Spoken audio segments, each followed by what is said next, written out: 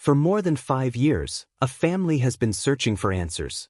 They've shared posts online, organized campaigns, followed leads, and reached out to strangers, hoping someone, somewhere, knows something. At the center of it all is a young woman named Caitlyn Dennison. Her story begins with a phone call. A short, urgent call that would become the final confirmed contact anyone ever had with her. Viewer discretion is advised. Welcome to Famous Crime Cases, where we uncover stories that challenge what you think you know about humanity. On January 10, 2018, a 19-year-old woman walked into a Walmart store in Midland, Texas. She connected her phone to the store's Wi-Fi. Then she made a call to her sister. At first, it seemed like an ordinary check-in. But within moments, the tone of the conversation shifted. Caitlyn sounded afraid. She told her sister that the man she had traveled to Texas with was making her feel unsafe. She said he had tried to force himself on her. While still on the phone, Caitlyn sent a location pin, showing exactly where she was inside the store. Then suddenly, the call ended. According to her sister, Caitlyn had noticed the man approaching. She hung up. In the moments that followed, a few messages came through, each one reinforcing the same fear. She said he was angry. She said she didn't trust him. And then, nothing. No more calls, no more messages, no confirmed sightings. From that moment forward, Caitlyn Dennison vanished. Caitlyn Marie Dennison was born on August 7, 1998, in Reno, Nevada. To those who knew her, she was vibrant and full of personality. Friends described her as someone who could make people laugh effortlessly. She was outgoing, social, and quick to form connections. But the person closest to her was her younger sister, Rachel. The two were separated by just over a year in age. Because of that, they grew up almost like twins, sharing schools, friends, and experiences. They spoke nearly every day. If something exciting happened, Caitlyn would call that if she needed advice. She would call that if she was bored, she would call. That constant communication made her sudden silence all the more alarming. Life at home wasn't always easy. Their father worked long hours, and their mother struggled with alcohol dependency.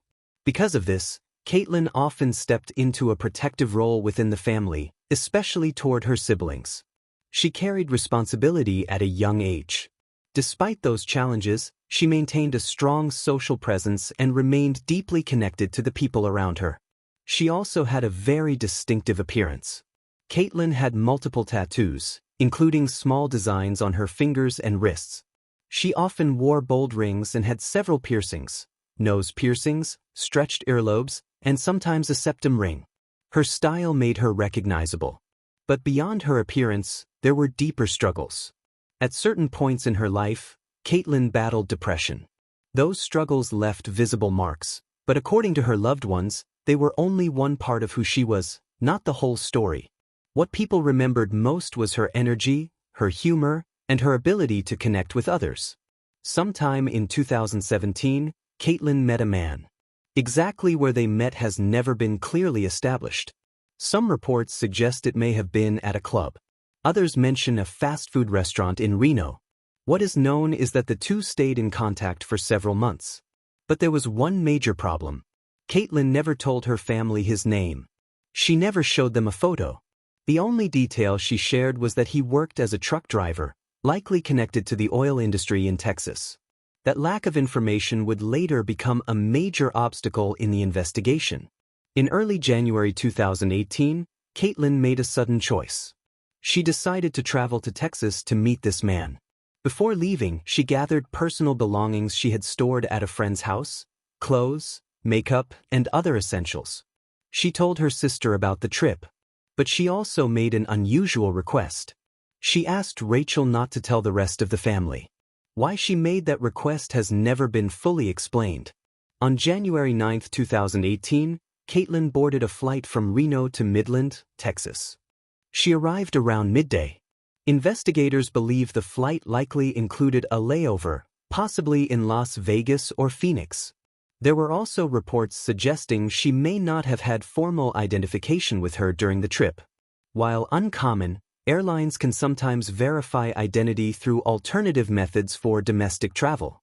After landing, Caitlyn met the man she had been communicating with.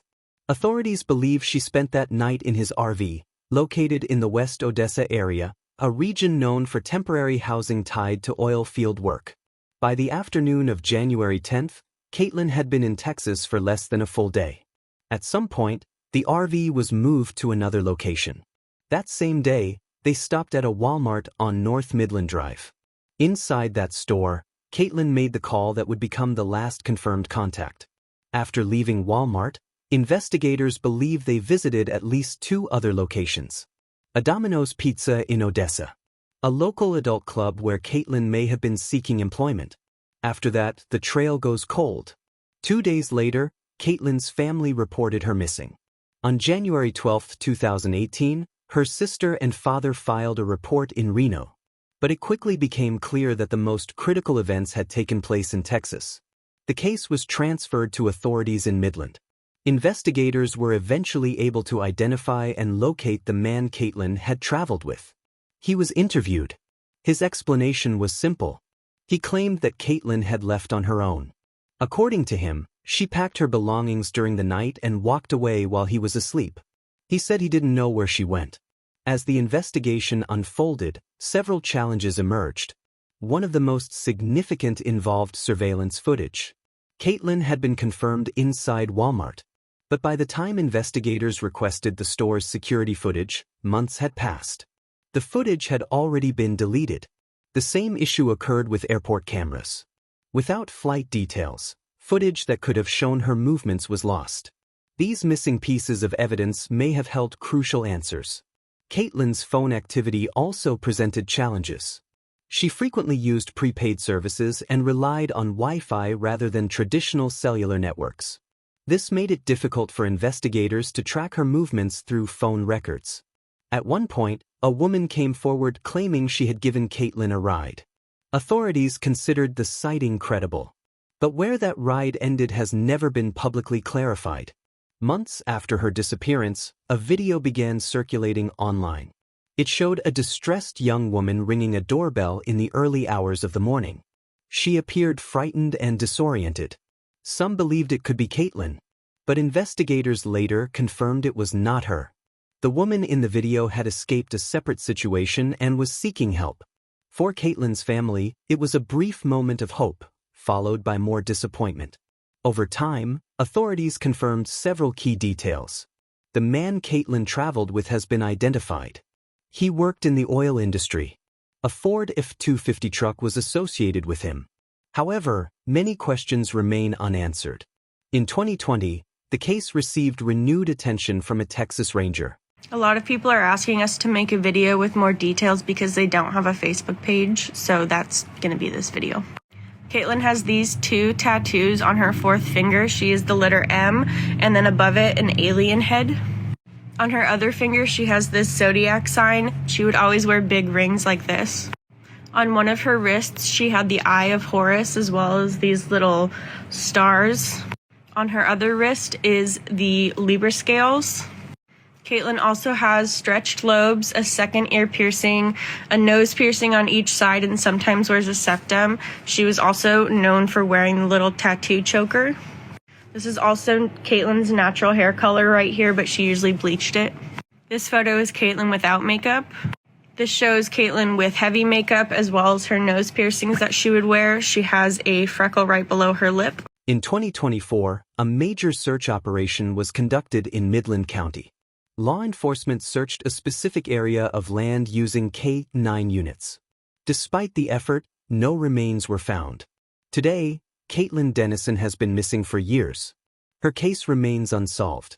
Her family continues to search for answers, sharing her story, raising awareness, and urging the public to come forward with information. Even the smallest detail could make a difference. There is one final detail that makes this case even more heartbreaking. 10 years before Caitlyn disappeared, her cousin, also 19 years old, was abducted and killed. Although investigators say the cases are not connected, the coincidence is devastating. 2 young women from the same family, the same age. One story has answers. The other still does not. The conversation was...